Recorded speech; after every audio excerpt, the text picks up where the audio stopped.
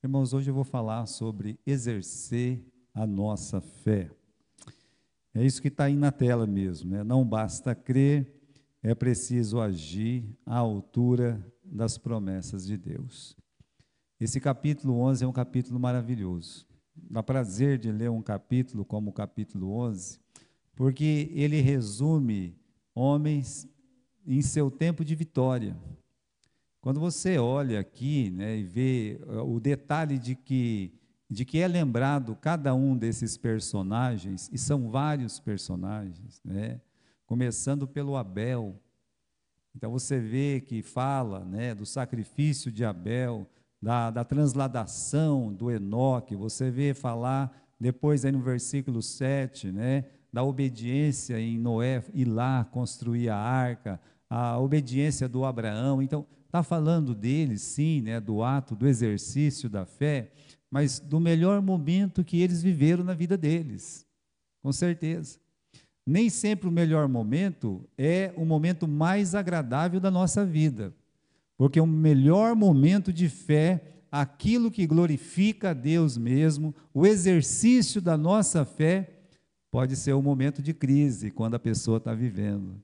Pode ser um momento assim difícil, né?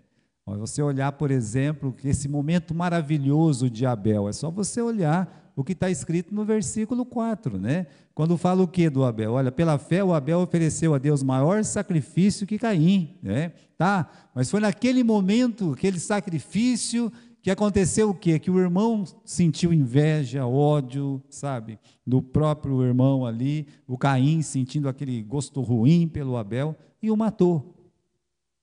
No, Você vê que o exercício da fé, esse momento maravilhoso da nossa vida espiritual, quando decidimos agir à altura da palavra de Deus, é um momento aqui que está classificado dos heróis da fé no capítulo 11, mas isso teve um preço para eles, teve um custo, para ver que não é fácil.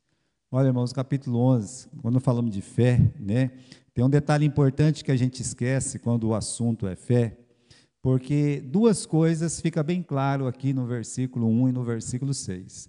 A primeira coisa que fica muito claro é o que é fé. Bom, aí você vai lá e vê, ó, bom, fé está escrito aí no versículo 1, pastor. Fé é o firme fundamento das coisas que se esperam e não se vê. Como Abraão, ele acreditava que Deus podia trazer à existência as coisas que não existem. Que Deus podia mesmo dar um filho para ele, mesmo que a esposa dele não tinha condições, era estéril, e mesmo que ela fosse de idade. Então, é uma coisa que é além da existência humana. Então, isso é fé. É o firme fundamento das coisas que se esperam e não se vê. Então, isso é fé. Né? Aí no versículo 6, fala da importância da fé.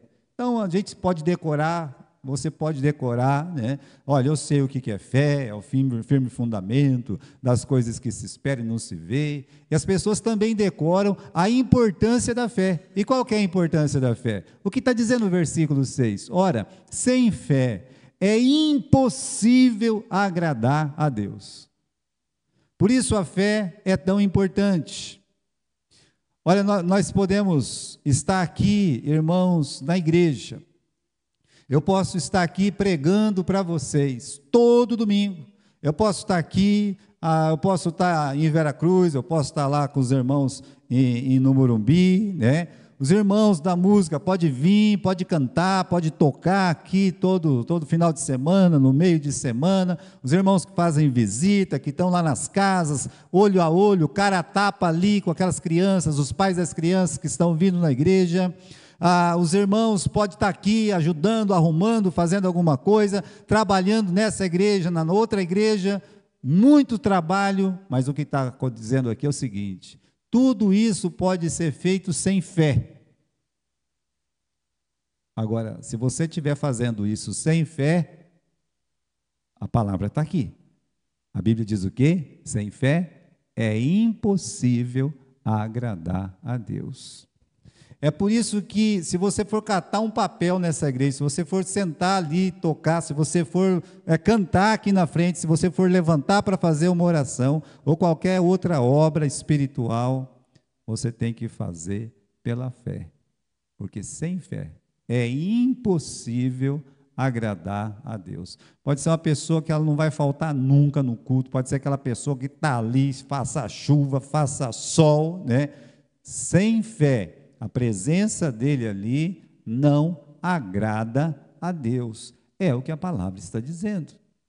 Ora, sem fé é impossível agradar a Deus. Então essas duas coisas ficam bem claras aí no começo do capítulo 11 de Hebreus. Primeiro, o que é a fé? E segundo, a importância da fé. Sem fé é impossível agradar a Deus. É fato, né? E o que acontece? Tem uma coisa que os crentes se esquecem, e está aqui no versículo 6 também, que é o detalhe muito importante. Qual o detalhe? Que é exercer essa fé. Então, veja, que aí entra num outro patamar, né? O exercício da nossa fé. Ou seja, nós esquecemos de exercer, tirar isso daqui do papel e colocar para a nossa vida prática.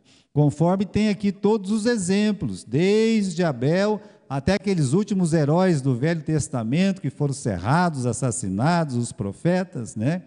Então, a fé, ela exige que uma pessoa, ela haja, né? Que ela faça mesmo a obra de fé, ela exerça a sua fé, porque sem fé é impossível agradar a Deus, mas você está exercendo a fé que você diz que você crê, que você realmente declara para as pessoas, né? Ou como é que nós vamos falar desse exercício da fé?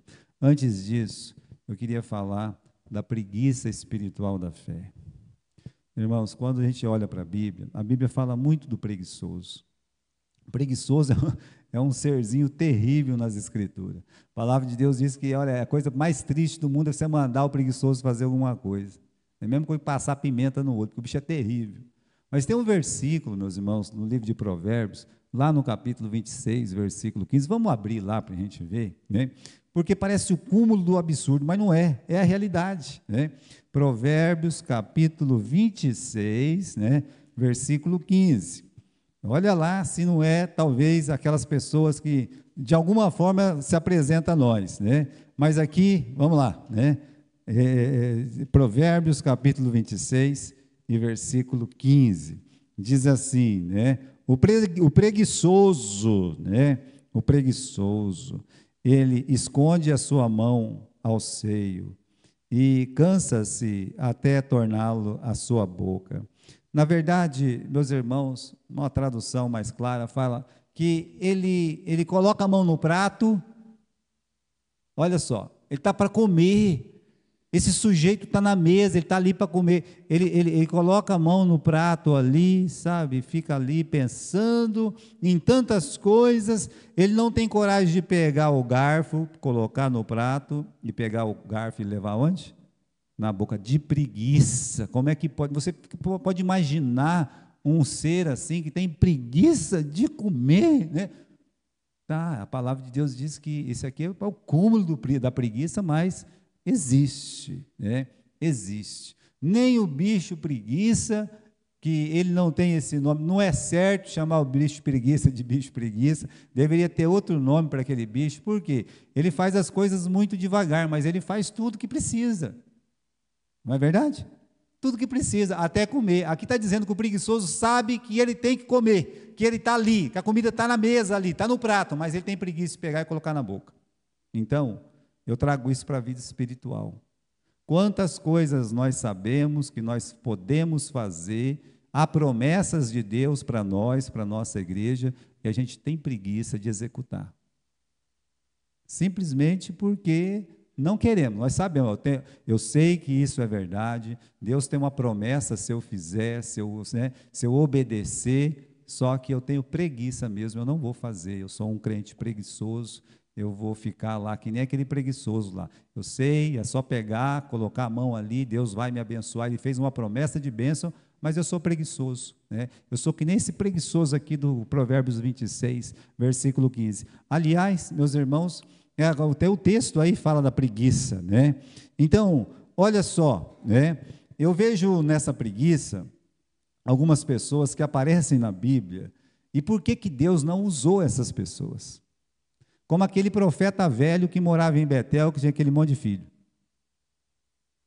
Deus pegou um profeta lá do Reino do Sul, mandou para o Reino do Norte, não precisava disso. Por quê? Porque tinha lá em Betel, o rei Jeroboão resolveu fazer um altar lá, sabe? E uma profanação espiritual que desagradava a Deus, era uma idolatria aquilo lá. Pois bem, tinha um profeta de Deus, era um profeta de Deus, que morava em Betel. Ele poderia ser como Elias, ele poderia ser como Eliseu, chega lá e dizer, olha, isso aqui está errado, isso não está certo, eu tenho que condenar esse altar, né, em nome do Senhor, isso é uma idolatria, uma abominação ao Senhor. Ele poderia, meus irmãos, sem Deus mandar fazer isso, porque é isso que uma pessoa que serve a Deus faz, declarar que aquilo é certo e declarar que aquilo é errado, mas ele não fez nada, simplesmente estava lá na cidade, com aquela filharada dele todo lá, tal, né? Tá bom, Deus mandou um profeta lá de longe, ó profeta, vai lá, né? E condena aquele altar. Meus irmãos, precisava Deus pegar um de longe e mandar lá para anunciar a palavra, para condenar aquele altar? Não precisava. Não preciso contar a história toda do profeta velho, que ainda foi usado para, coitado daquele outro profeta, morrer, né? Mas a verdade é o seguinte, Deus não usou ele, né? E Deus teve os motivos para não usá-lo.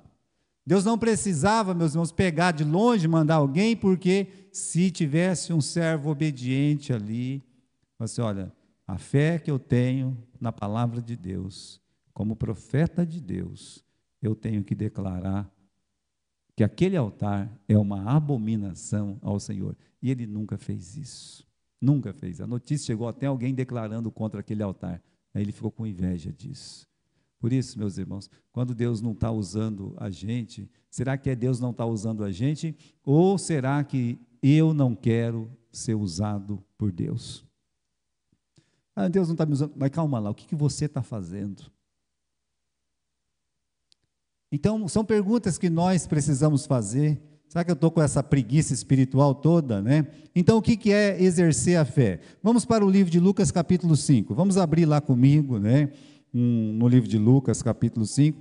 Para mim, queridos irmãos, o exemplo mais simples que tem na Bíblia sobre exercer a fé é justamente aqui em Lucas, capítulo 5, né? Quando Jesus, ele está pregando a palavra de Deus ali. Vamos ler o versículo, capítulo 5, do versículo 1 em diante. A leitura.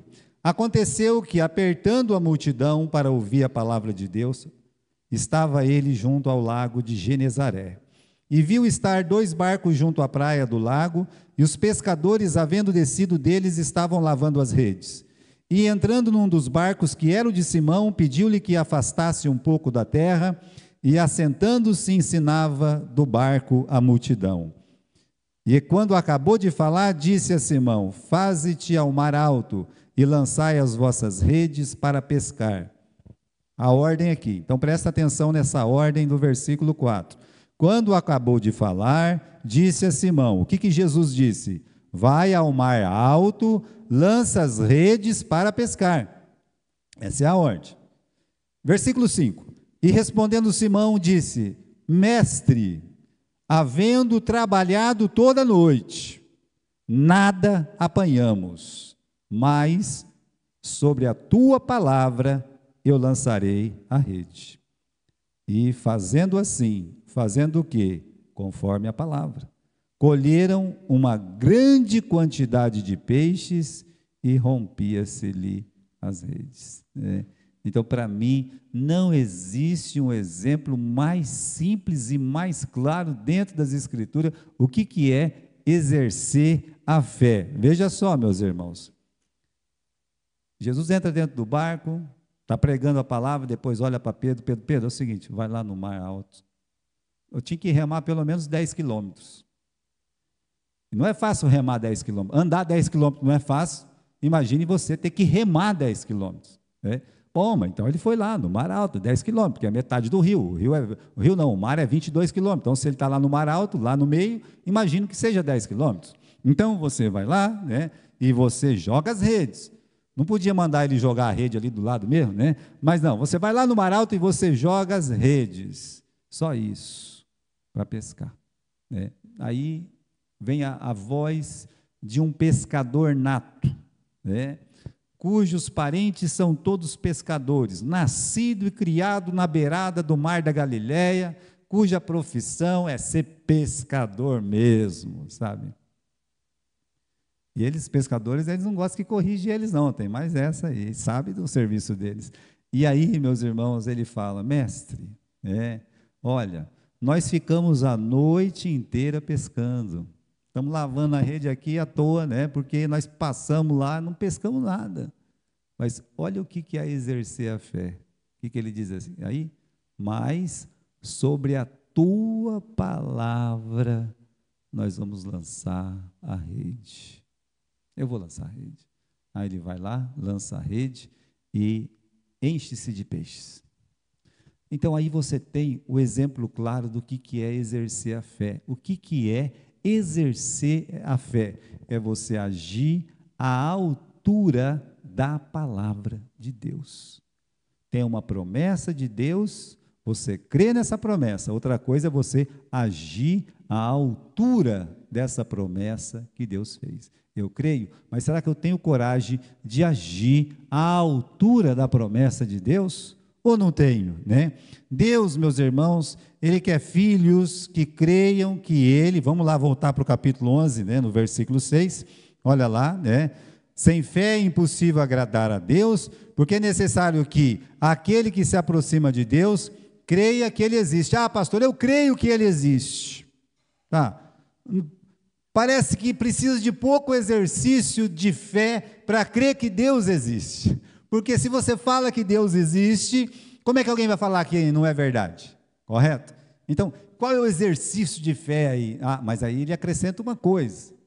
É necessário que aqueles que se aproximam de Deus creiam que Ele existe. Ah, tem uma continuação. Qual que é a continuação? Que Ele recompensa aqueles que o buscam. Ou seja, Deus recompensa, Deus galardoa as pessoas que agem à altura, que crê nele e agem à altura da sua palavra. É a promessa de Deus. Ele está dizendo aqui, irmãos, nós estamos estudando aqui na quinta-feira não, é lá, aqui é quarta. Nós estamos estudando aqui na quarta-feira, terminando, essa semana a gente vai terminar o livro de Josué. Eu achava que eu ia ler um capítulo aqui, outro ali e tal, mas não. Quando eu comecei a ler o livro de Josué, me encantei novamente, né? E é tão lindo a história de Josué.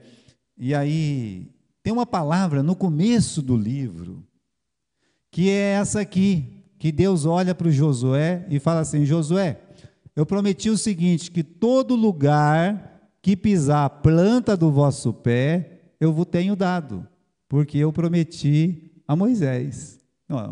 Onde o teu pé pisar aqui na Palestina, aqui, onde o teu pé pisar aqui em Canaã, na terra prometida, é teu. Vou dar para vocês, se vocês colocar o pé, eu vou dar para vocês. Aí vem a voz calorosa, oba, né? Que bom, então eu vou sair pisando em tudo quanto é lugar aqui, por quê?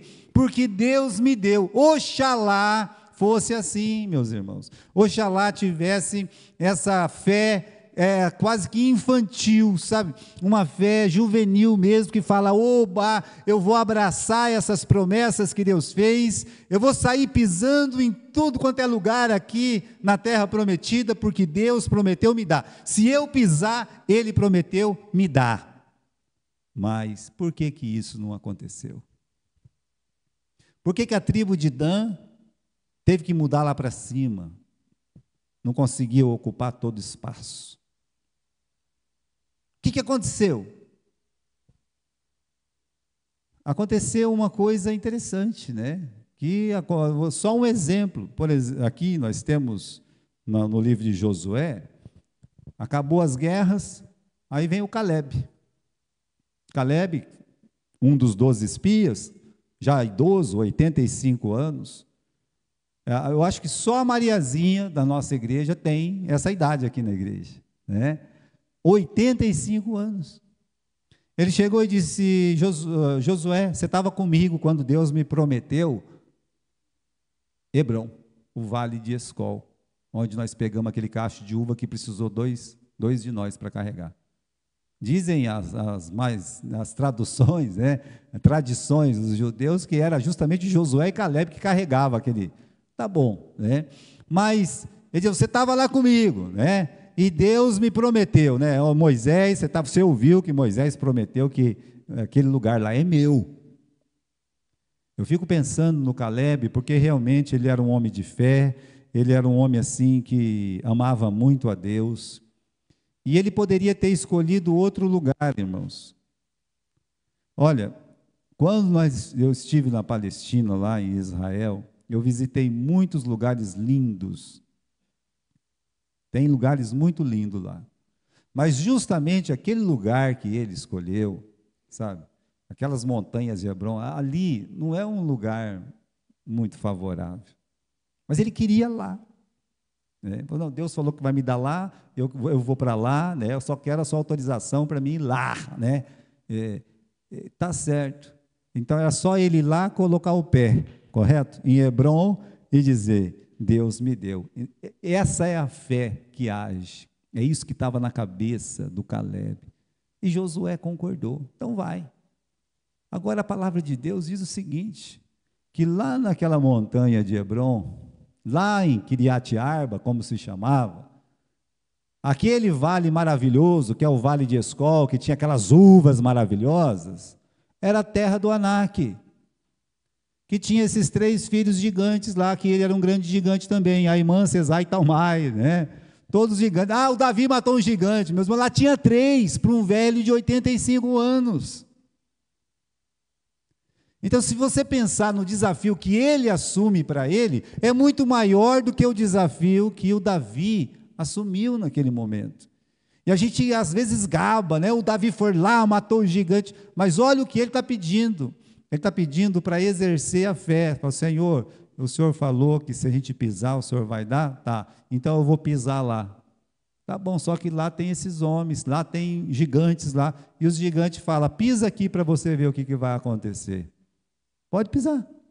Pisa aqui que vai morrer todo mundo que pisar aqui. É isso que o mundo, é isso, meus irmãos, que às vezes a nossa mente fica pensando: mas eu não vou, se Deus for para me pisar, mas se eu pisar lá, eu vou ter que enfrentar aquele problema ali. E a gente não exerce a fé. Por exemplo, a igreja. Deus fez uma promessa para a igreja. Que se você semear muito, você vai o quê? E por que nós não semeamos?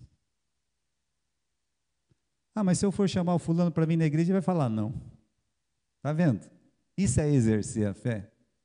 Se eu for fazer visita para aquela família ali, ela não vai querer aceitar. Está vendo? Você está exercendo a fé em relação à igreja? Então, exercer a fé é agir à altura da palavra de Deus. Deus prometeu: Caleb, se você pisar lá, vai ser seu.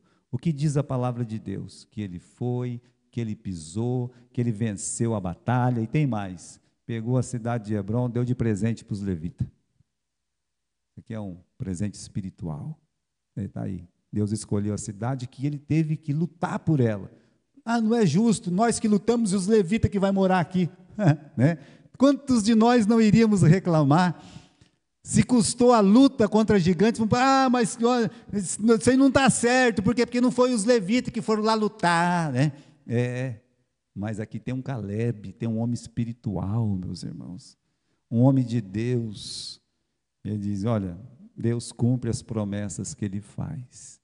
Então, quantas vezes nós temos coragem de exercer a fé, ou seja, de agir à altura da palavra de Deus. E Deus promete, meus irmãos, abençoar. Qual que é a promessa aí no final do versículo 6? Recompensar aqueles que o buscam, é o que está escrito aí. Então, Deus quer o quê? Deus quer uma igreja cheia de fé, né? Às vezes eu fico pensando, o que a gente pensa de igreja, né? Porque para muitos é um clubinho, é um clube social. Lá eu vou lá, porque lá tem uns amigos lá, né, que ele chama de irmãos, mas é amigos, né?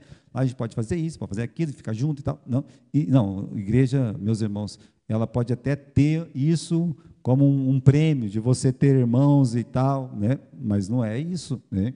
Então outros, é onde eu posso conseguir uma ajuda. Tá certo, né?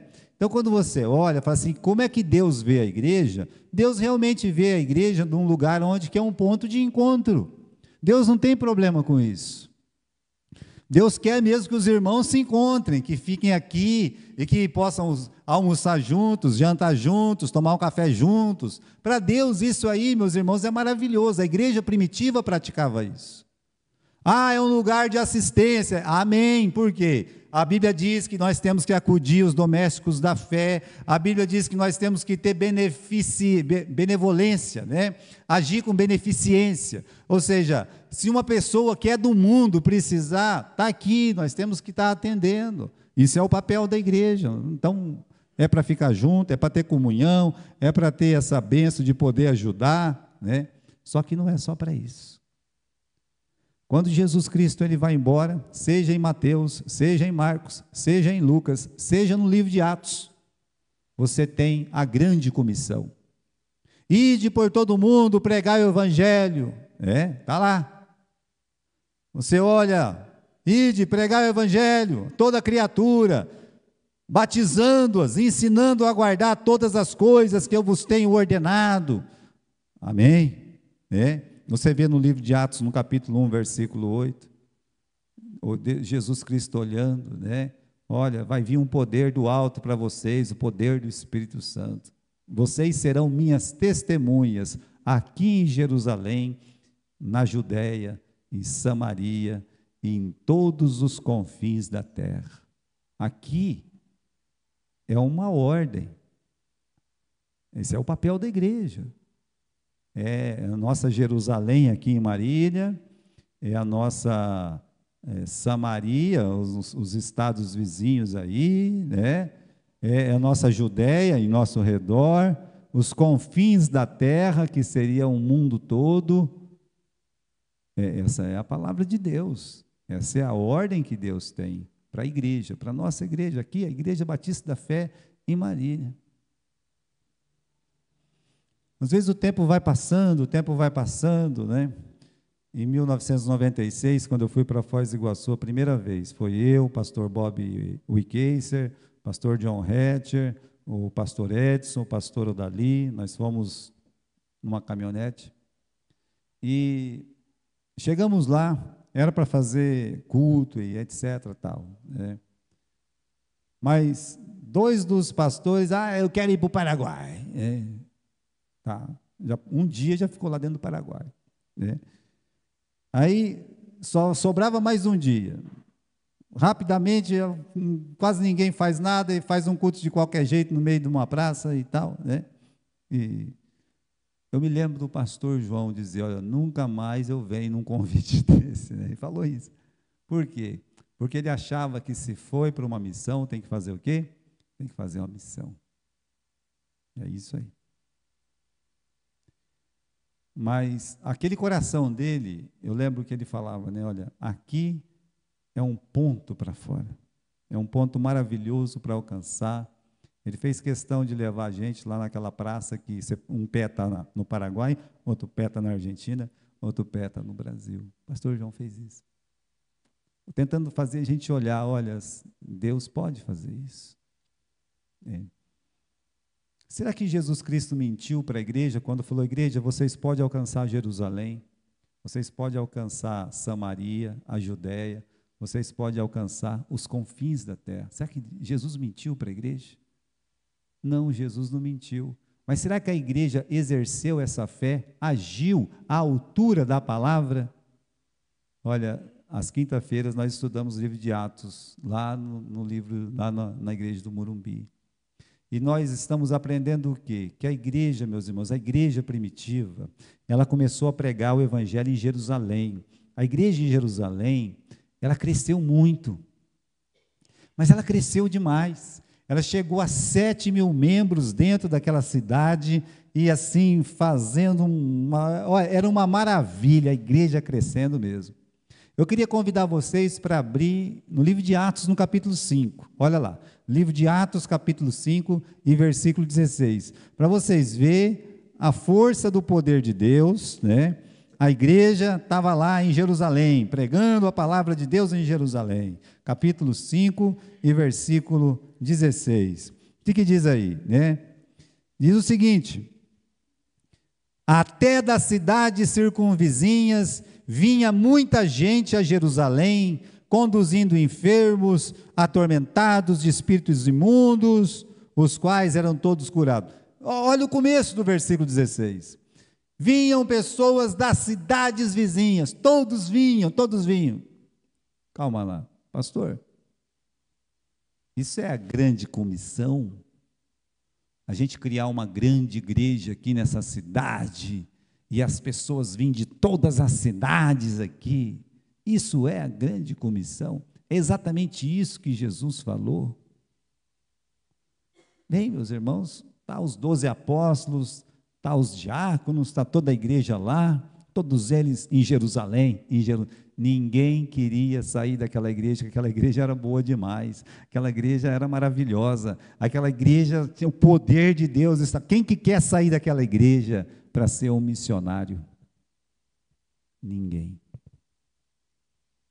Para quê? Né? Estamos aqui, nós somos uma igreja. É uma igreja. Pois é. E a palavra de Jesus Cristo? Eu dei o poder para vocês evangelizar Jerusalém. Volta aí para o capítulo 1, versículo 8. Olha lá, né? Tem uma ordem aqui. Jesus mapeou a missão. Versículo 8. Recebereis poder do alto, né, que é o poder do Espírito Santo, vai vir sobre vós, vocês vão ser minha testemunha em Jerusalém, em toda a Judéia e Samaria e até os confins da terra. Aqui a igreja tem 7.000 membros e não tem uma igreja na cidade vizinha. Não tem uma igreja em Samaria. Ninguém quer sair de Jerusalém, porque a igreja é boa demais. Eu não quero sair daqui, né? Então, a grande comissão não estava sendo cumprida. Tem fé? Claro que tem fé. Só que eles não estão agindo à altura da palavra de Deus. Poderia um deles dizer, poderia o próprio Pedro dizer: olha, Tiago, vocês podem ficar aqui, eu vou na cidade vizinha ali, eu vou lá em Samaria pregar a palavra de Deus. Ninguém foi. Vou repetir, ninguém foi. E a grande comissão? Ninguém estava agindo à altura da palavra de Deus. É só no capítulo 8, vá lá em Atos no capítulo 8, quando teve a morte de Estevão, veio uma perseguição muito grande para a igreja, dá uma olhada lá, né?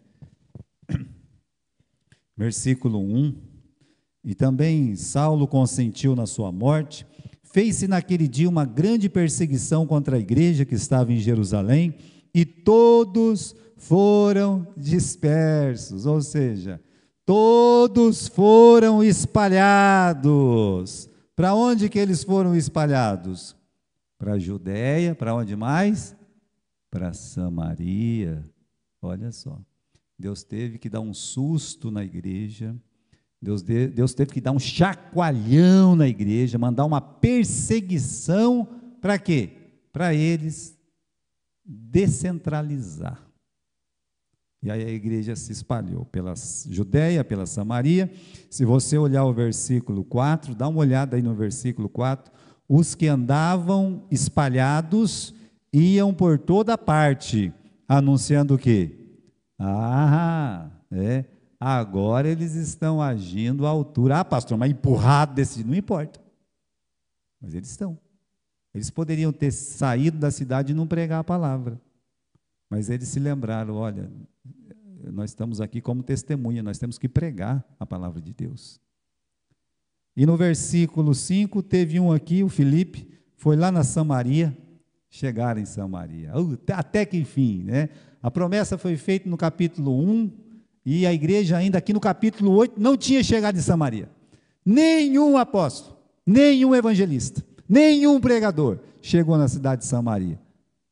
Agora chegou o evangelista Filipe. Ele pregava o quê? A Cristo. Começou a pregar Cristo. E olha o que diz o versículo 6. As multidões unanimamente prestavam atenção ao que Filipe dizia, porque viu os sinais que ele fazia. Os espíritos do mundo saíam de muitos que tinham, clamando em alta voz, paralíticos, coxos eram curados, e havia o quê? Uma grande alegria naquela cidade.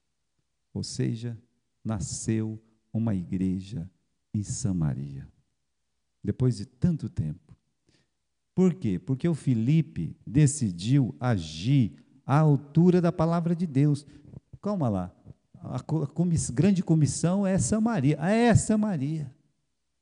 Aí os apóstolos foram lá para ver. Não é que tem uma igreja aqui em Samaria mesmo?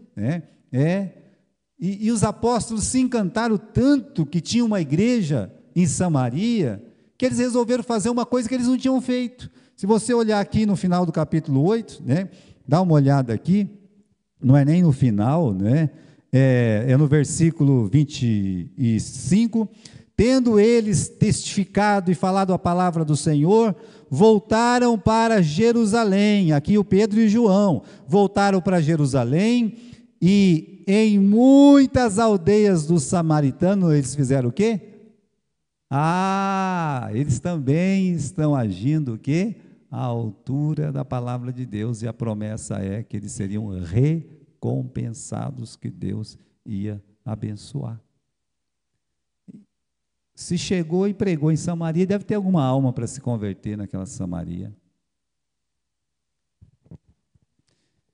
Deus ele tem planos e nós temos que ir de acordo com esses planos. Ele tem a vontade dele estabelecida, vamos entrar dentro da vontade dele. O lugar mais seguro que eu posso estar, que você pode estar, é dentro da santíssima vontade de Deus. E tem uma coisa que não se discute em relação à vontade de Deus: pregues a palavra, a tempo e fora do tempo. Se você pregar, se você anunciar, se você evangelizar, saiba que Deus vai tocar naquele coração. Deus prometeu.